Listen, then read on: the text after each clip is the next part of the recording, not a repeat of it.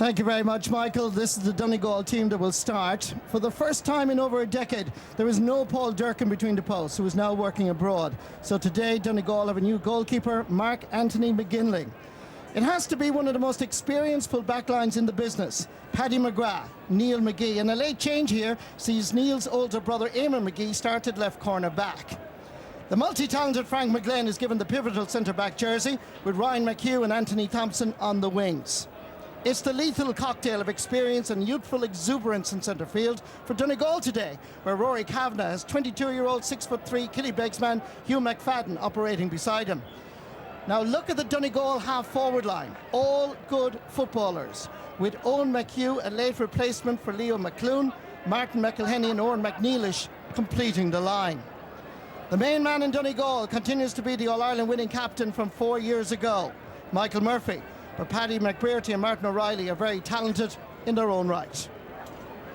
Talking about goalkeepers, Chris Snow wasn't first choice keeper last year, but established himself in the recent league, so the Ederney man wears number 1. Shea Cullen played Sigerson for Queen's Belfast this year, but his performance at full back as he takes on the Glenty star could ultimately be crucial this afternoon. Declan McCusker wears 5. James McMahon is in the middle at centre back, and Barry Mulroney is at 7. It's an attacking half-back line. The Fermanagh captain is this man, Owen Donnelly, while his midfield colleague is 23-year-old tempo player Aidan Breen. The older McCusker brother Paul is at wing forward, while Fermanagh's only change since the Antrim game is here with the return to duty of Enniskillen and Gales man Richard O'Callaghan. Just like Donegal, Fermanagh's brightest star is here. Full forward Sean Quigley, who might be of the old-fashioned variety full forward, but he's a very good player and quite effective. A short time ago, I spoke to both managers, Pete McGrath and Rory Gallagher. Rory, it's showtime for Donegal. You're the last team to enter the championship. Has the wait been agonising, or has it been a positive thing for you? We feel it's been a positive, since early October, middle October last year. We've worked towards this date, and to be honest, we really look forward to the build-up to it once the league was finished. And in terms of preparations, have everything gone well? Yeah, everything's been great, Marty. We've had 9 weeks, and the lads have probably played 6 or 7 club games in that, and they've played a round of club championships. There's been a good mix. It can be a long time if you're just stuck with the county team. So we feel that getting away for the club championship helped them as a week's break in that. Pete McGrath, welcome to Ballybuffet. Looking forward to this match? Yes, we are. Obviously, we have prepared diligently since the Antrim game, which is 4 weeks ago. It seems a long time ago. In terms of injuries, everyone's available. The mood is good, the spirits are high, and the players, I say, are relishing the challenge that this game represents. And it will be a big challenge, and they know they'll have to be playing somewhere near their optimum in order to get a favourable result here today. He was 103 just a few days ago. He must be the oldest living inter-county footballer, but he played for Fermanagh the first time they ever beat Donegal in June 1935. And he says that the Fermanagh bus was marshalled into the area where they were parking by the blue shirts, so nothing has changed there. Yeah. And he also said that after they'd won the game, they won the game with a couple of goals, and he said we'd never do it nowadays. Donegal had no blanket defence in those days.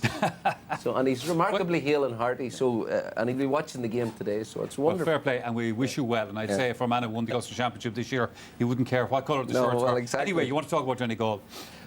Well, this is a big problem that Fermanagh have today. Donegal, we'll talk about them later on in the year in terms of, their grander ambitions, but they're very versatile. Here they are against Tyrone last year. In the first 10 minutes, they blitzed Tyrone with a full-out attack. They broke through against Tyrone's blanket. They did something that Tyrone hadn't expected.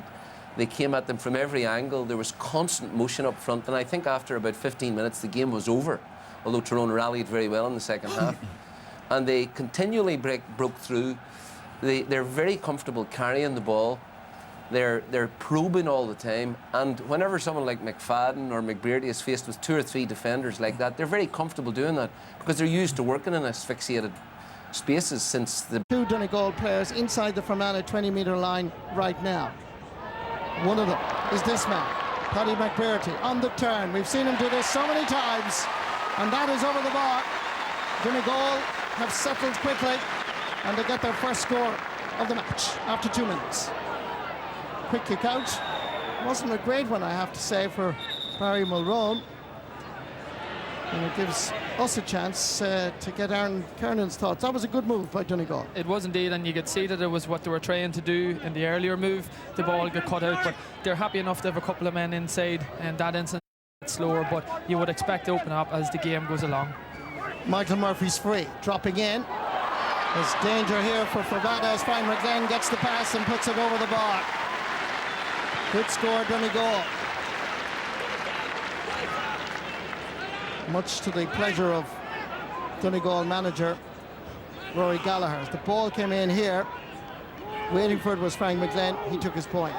Yeah, it was nice quick hands from Hugh McFadden, and Frank tapped the ball over the bar. One noticeable thing here is how quickly Donegal have pushed up on the kickouts now. They didn't let the quick one go now, so they've cancelled that out. Got caught with now playing with Oliver Plunkett's in Dublin, where he's based as a lawyer. Corrigan steadies and shoots this just inside the post and over the bar. 16 years of age, takes the kick out and finds Owen Donald from Co-Dwyer's club. This is a good movement for Fermanagh. Gone forward is Barry Mulroney, and that is a splendid point.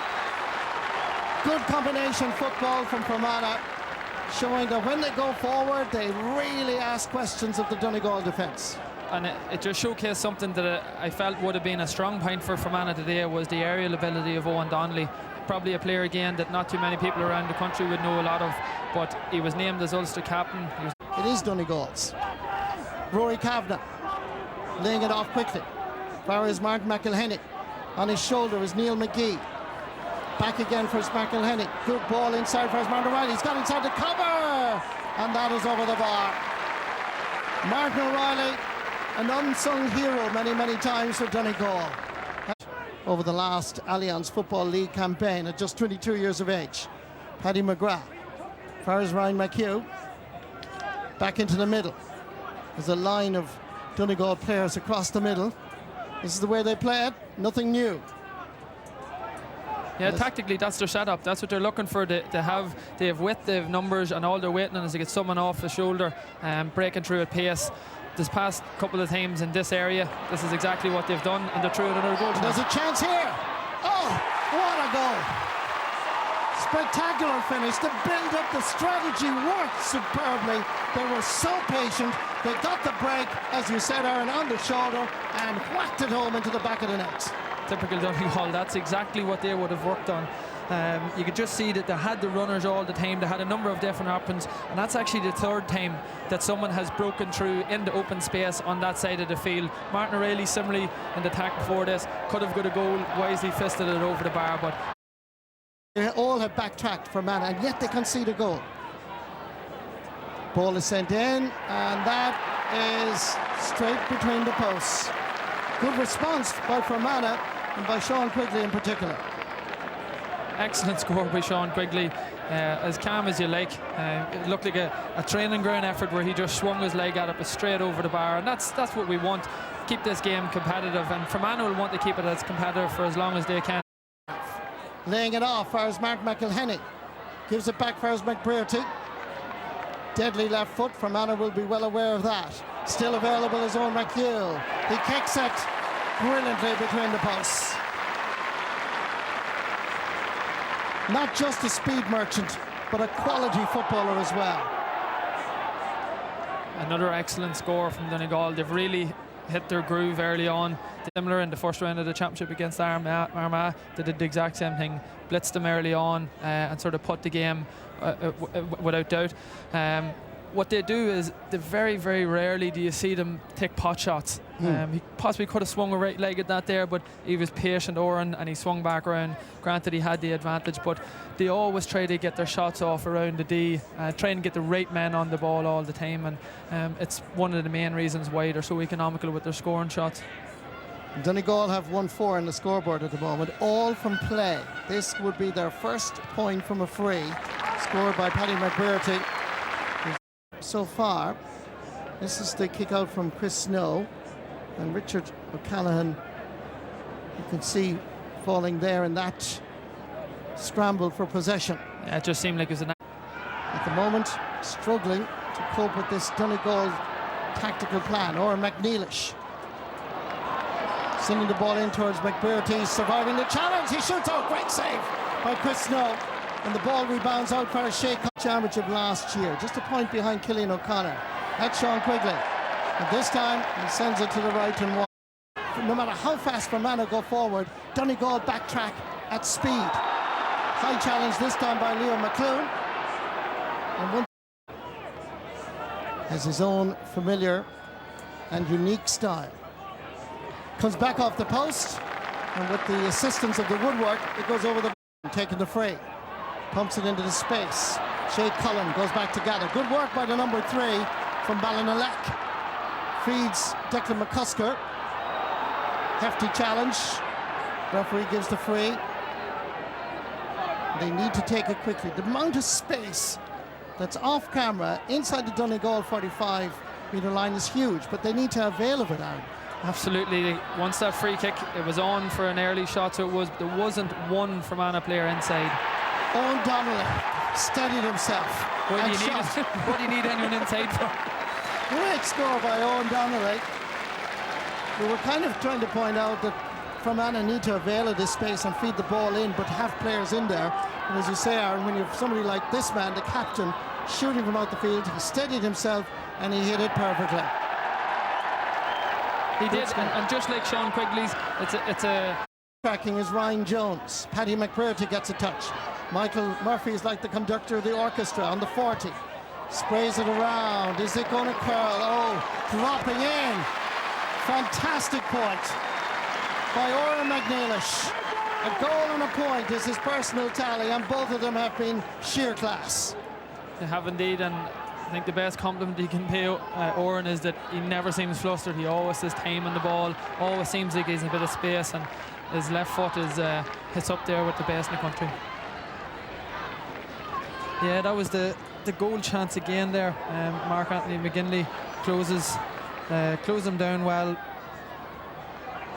It definitely looks like he gets a foot block. Maybe there's a bit of space between him and the Fermanagh man that it probably would have been a harsh enough call to give a penalty for that one. Here comes Rory Corrigan going straight through Moss Corrigan. Literally a few meters in from the 45-metre line. He follows through, and the ball sails between the posts. Is Shea Cullen. Oh, he did rather well to gather it. Still Cullen bursting forward, taken down. And there's one thing that Fermanagh could learn from this first half, that when you run at the Donegal defence, at the heart of it, they're inclined to foul. They are indeed, and well, Morris has definitely given them anyway, but they're throwing a bit of caution to the wind. That's the second time Shea Cullen has come up. It's the second time Barry Mulrone's come up the field. So Corrigan going to take this, and should be a simple tap over for him, and it is. It's his 4th point of the match, and Fermanagh very much alive here in Ballybofey. Having conceded that goal after 12 minutes to Oran McNeilish, they are coming to terms. They are backtracking, they are defending, although they conceded the goal, but more importantly, that when they go to midfield, they're beginning to get the breaks and working harder than ever.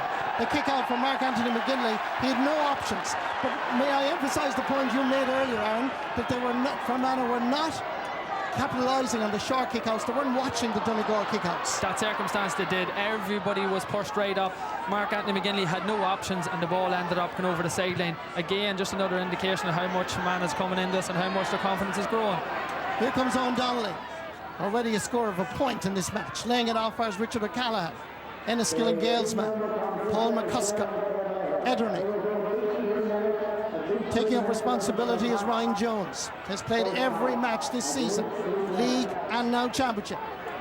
Backfires James McMahon from Rosslea, just 22 years of age. Looking for it is Rory Corrigan. The body language, as Aaron mentioned, is growing and growing in confidence in Fermanagh. They're beginning to believe what I saw in training, and listen, is evident here. Great catch by Quigley, surrounded by 3 players. He's down on the ground. Fermanagh supporters looking for a penalty. Oh, there's a high challenge by Neil McGee. And this has to be a penalty. Has to be a penalty. And it could be a bit more. And Maurice Deegan is going to have a word with the offending Donegal defender here, because it was as blatant as daylight. It's a straight right arm. And Morris Deegan obviously spotted because he gave the penalty immediately. Without doubt, that's what he's calling him over for. Sean Quigley has a great catch at the back post, swallowed up by Donegal players. Neil McGee got it, but just clear as day. Raised the right hand, and Morris has given a deserved penalty here. And Morris Deegan is just following this out as McGee was coming out with it. The referee. Maybe not so much a punch, but it's a hey arm to the face. But yeah, Morris was pretty adamant that it definitely was a penalty. He'd give it straight away. A red card might be harsh enough, but we'll see what he thinks of it. Well, the Donegal players are well aware of it because they're protesting ferociously here, as you can see. But Morris Deegan, again, keeping cool. He's had a word with his linesman. He's already made a decision that it is a penalty.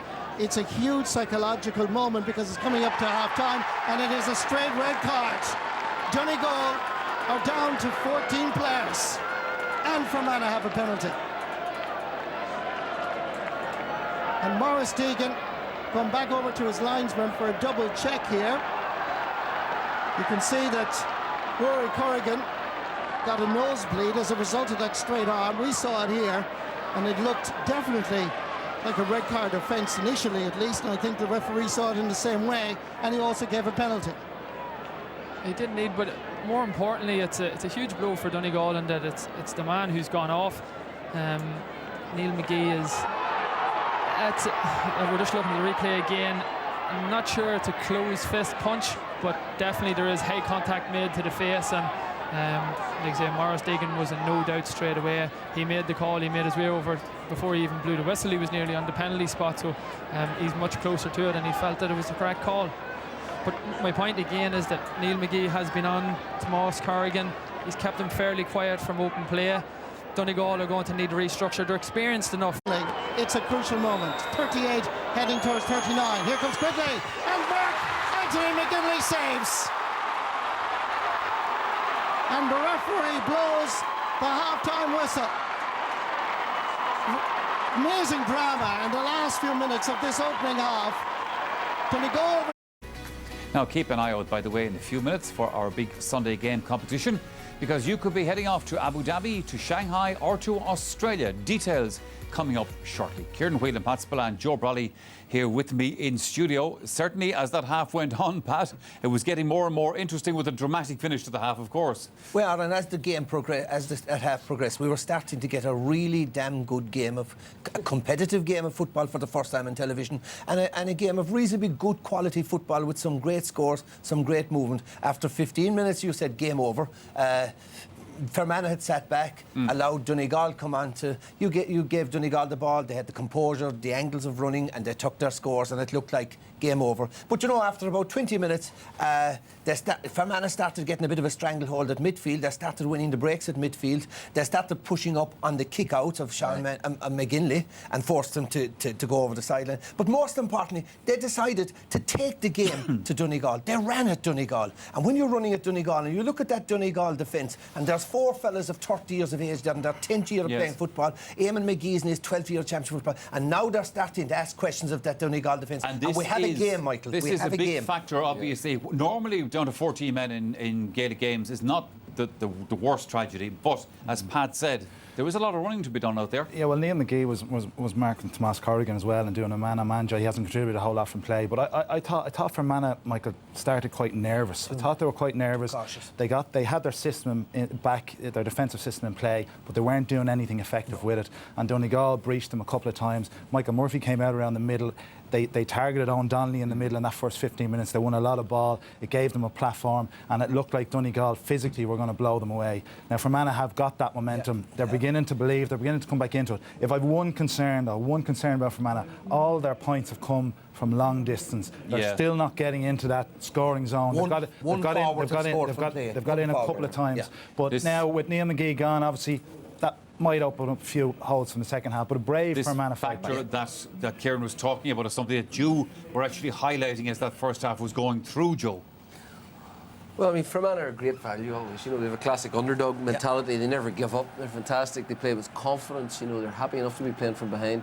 But here, Donegal's primary sort of position was to try and find McBrearty in there. Now, Fermanagh played a full-time sweeper, and That's a very good example early on. Now, what happened then was that Fermanagh retreated back from that middle third. Now, this is what Donegal, this is their bread and butter. So the second runner, yeah, the last couple of minutes, Michael, obviously the sending off and the penalty, crucial to the outcome at the moment. But the ball comes in. Seanie Quigley does very well here, does everything, catches the ball. But then Donegal do everything right. They get 3 men around them, they turn the ball over, and Neil McGee just comes out with a wild level, no doubt about it. Straight stonewall penalty. If you look here, I think Seanie Quigley kicks out at him on the ground here, which may have aggravated him a little bit. And then the red mist comes up and he sees the man coming in. So listen, you can't have any complaints watch it about again. that. This was a clear. This is a place this has no part to be in Gaelic football. This was a cowardly act. This has implications deserved the red down the card. road as And well. bear in mind, Neil McGee, he got a retrospective 1-match suspension after trying to rearrange Alan Fitzgerald's finger in the National League. So This guy is facing 2 months. oh, it's a definite penalty. Yeah. Although I must It's a say, poor, I it's a poor struck penalty as well. I wouldn't have given the penalty to Sean Quigley because Sean's had a lot of press this week, and I know that it's a good thing that they're open and all of that. But you know this about the pizza and having a drink and there's no issue and it's all about a crack. No, but in the first half, hold on, just bear with me. I've been this soldier. You two mightn't have been. Eating pizza or No, but getting a wee bit caught up in the crowd and all that.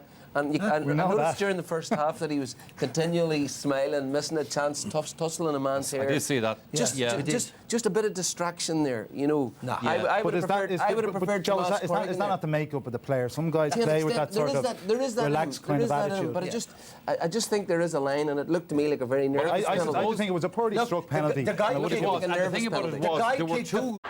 There's 1, 2, 3, 6 Donegal players in a line across the field at the moment. Thompson, McGlenn being 2 of them. In the centre is Martin McElhenney.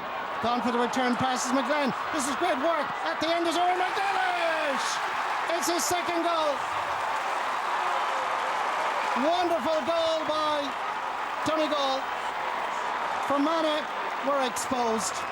Coming through at the end was Owen McNeilish. A little flick of the hands back of the net. Here's Michael Murphy now, getting inside the Fermanagh 45-metre line. Better, much better. Chance here for Martin O'Reilly, and that is over the bar. It's his 3rd point of the game.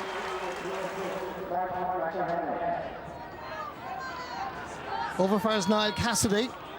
Coming through the middle is Owen Donnelly. Ryan Jones is gone through. Still Jones, he must score. It's gone over the crossbar. Mark Anthony McGinley came off his line, but that was the first real goal-scoring opportunity we've had for Fermanagh, particularly in the second half. Donegal mightn't have won a match since February, but they've come good at the most crucial time of the year, championship. Owen McHugh makes an angle for himself, hits this, and it is sailing between the posts. Second point of the match for Owen McHugh. Donegal, very impressive winners in this Ulster Championship quarter-final. Full-time score here, Donegal 2-12, Fermanagh 11 points. Listen, I thought the first 17 or 18 minutes of the game we played really well. We'd won 5 up on the board fairly quickly and we probably got a wee bit casual and complacent, but the second half I thought was very controlled. We got ourselves in a great position. We went 2-10 to 8 points up, and after that the game was really over. It's a matter of us just seeing it out, but pleased to be through, but seemed like we wouldn't like to play with 14 too often. We'll take a lot of positives from the performance. We're bitterly disappointed at losing the game, but on any team's journey you're going to get days like this, and this is a young team. It's still a relatively inexperienced team, but we have to, and we will, regroup. We look positively to a qualifier in 13 days' time, because it's essential for this group that we make the summer as long as we possibly can. Well, they did that well last year indeed, and good fighting talk from him. But how impressed were you with Donegal, James? Well, Donegal just did what Donegal do. They get in front and they close games out. The only way to play Donegal is try and get in front and early on, try and draw them out, because they're one of the best teams in the country for just closing out a 1 or 2 point lead. I think Joe might have alluded today on the TV, a 5 point lead to Donegal is like a 15 point lead to other teams. It's just they're just so hard to break down, and like they'd be happy to win a match 1-0. Yeah, OK. Well, their transition is a key part of it. Obviously, they have so many back and coming forward. You think they're still doing it very well, Debbie? Yeah, they started off the league excellent. They won the first 3 games. And then as the league went on, they started to lose their form. And they went through a really bad run there. But a lot of people are running running this team down a little bit. They still have the pace. Like, there was no Carl Lacey today. There was no Neil Gallagher. But they've introduced lads, young lads. You still see Michael Murphy still pulls the strings. Paddy McBurty, he's only 23, 24 now at this stage. He's a veteran. Yeah, a veteran, yeah. He's around since he was 17, so it just gives you an idea. But they still have the pace and the legs to counter-attack. And there was an awful lot of questions after the Dublin match. Well, have they got it in their legs? And they still do. Lads like Oran McNeilish there bombing up the pitch. Ryan McHugh can still bomb up. Frank McGlynn. Lots of talent in that team. You see that for a switch, and that's what all the good teams are doing. They're switching the ball across, making space and getting options. And you see them counter-attacking at a real pace, and it's Martin McElhenney finishes it, and that's great play. Yeah, well, they've what, maybe 4 or 5 fellas who do it, but one of the key guys who you like is Frank McGlynn in that transition and getting forward. Look, I think Frank McGlynn's a super player. He gets plenty of praise, but it's still not enough for me. He transitions them from back to front, gets them out, and what he's actually doing there in the forward line, we're not sure, way up there anyway, but look, this is their second point, he gets a score, but his biggest attribute is the way he transitions them from front to back, gets them out. He's a massive attacking option for them, a super player. He had hands in both the goals. I just think that even though I'm not saying he's underrated, but I just think he's superb. He draws and makes the goal here for Oran McNeilish, and he just keeps doing it all day. He's got running in his legs and probably gets off the shoulder, and once he's in a move, he stays in the move. He gives the ball and gets after it, and I suppose that's what I would like Michael Murphy to do more of, but you can see him getting on the ball and causing havoc. So he's probably one of their best attacking options, and again creating that goal again. Yeah, so they took their goals and he played a key part in them. But you thought Fermanagh had lots of goal chances and it reflected on... Well, they did. They had 4 good goal chances, and it's very unusual for Donegal to give teams them sort of opportunities.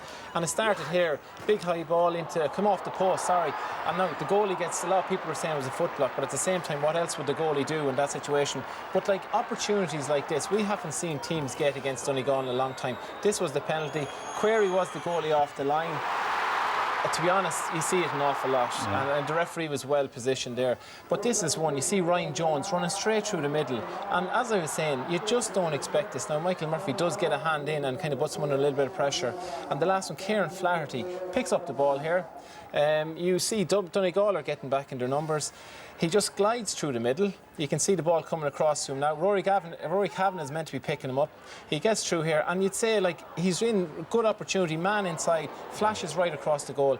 And these are the opportunities that you just didn't see. And I'd say Rory Gallagher, in a way, will be worried about this, because while they're doing a lot of good stuff, it's things like this that we haven't seen before at Donegal. Donegal played the entire second half of the match, of course, with 14 men. Any question of it not being a red card for Neil McGee? I don't think Neil can have any complaints about it. I don't think, maybe you could argue that it wasn't a closed fist or whatever, but certainly there was a man in front of him and he let him out. Look, Neil's a superb player, and Donegal are going to miss him if he's going to be missing for 1 or 2 games. So, but I'm not sure he can have any complaint. There was a couple of issues here. It was a wild swing there. In fairness, like, he did get a bit of a kick off Sean Quigley, but there's no excuse for that. It was a wild challenge, and the referee had no option in that situation. There was another talking point, though, here, where there was no action taken. Yeah, Niall Cassidy swings out there, and like you can see, that's the post, so therefore the umpires are either side of the post. And in fairness to Sean Quigley, he's playing with danger here, or playing with a rockfiler here, rubbing his head and trying to annoy him. And like, I know the McGees do get a lot of, like, they're tough players, and sometimes they get negative press in that. But at the same time, like, Sean is egging him on there and trying to rise him, and he got a box clearly there, and nothing was done about it either. All right. You made a very interesting observation about Michael Murphy, who's seen as one of the best players in the country, and you said maybe Donegal could get even more out of him. Well, look, it's probably a controversial one to try and criticise Michael. Look, I want to make it pains to state that this is an observation and not a criticism. Look, I just feel that he gets loads of ball and sometimes just lays it off and content to let the other Donegal players be in the move. You see it here, like, he does absolutely nothing wrong. He secures the ball and he just passes it on, but I'd like to see him get after that, get back on the ball, because he's such a good player and influential player. Look, he has the ability, and I just wish that he would be going at 100% more often, because he's a quality player and we want to see him on board. I would like for Donegal